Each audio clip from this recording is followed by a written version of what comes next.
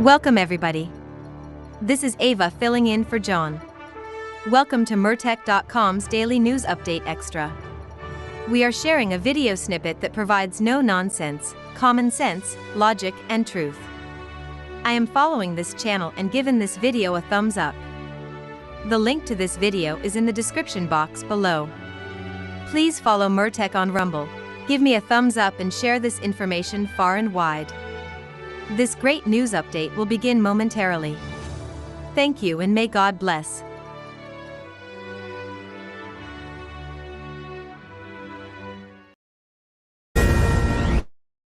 And we have a Fox News alert. President Trump ordering more than 2,000 National Guard troops to L.A.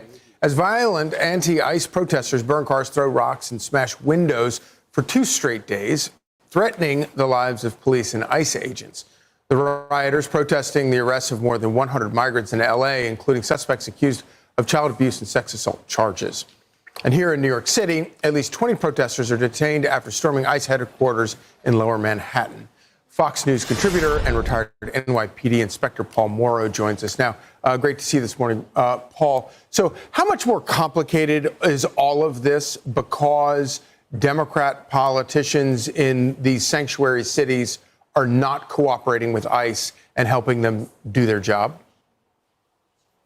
Well, enormously so, for all of the obvious reasons. And you don't have to look any further than the instance that we had with the Wisconsin judge, where you had an illegal accused of a serious assault, domestic, and the ICE agents did everything they could to tamp things down, to do things professionally, didn't go into the courtroom, waited in the hallway. It should have been a simple handoff. And I should mention that grabbing fugitives in that manner is not uncommon in law enforcement. And yet they bumped into an ideologue who wanted to adhere to this sanctuary city doctrine so vociferously that she interfered with the federal operations and snuck the guy out a side door. That's the level that the left has progressed or regressed to relative to these sanctuary policies.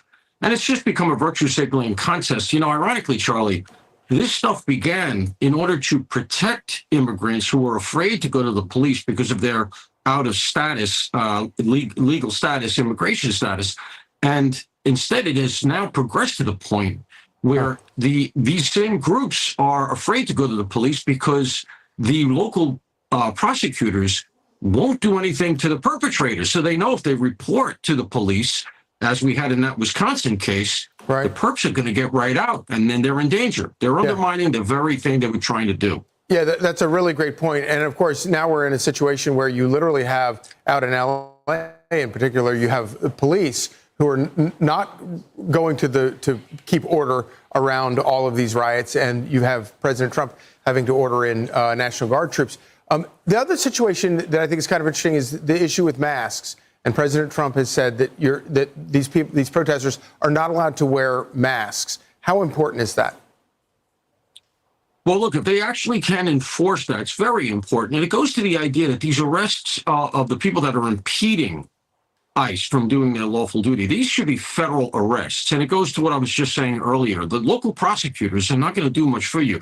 Every time, I can guarantee you that the charges that were laid yesterday here in New York, Alvin Bragg's going to drop them. And Noah Hopkins seems to be inclined to do the same in L.A.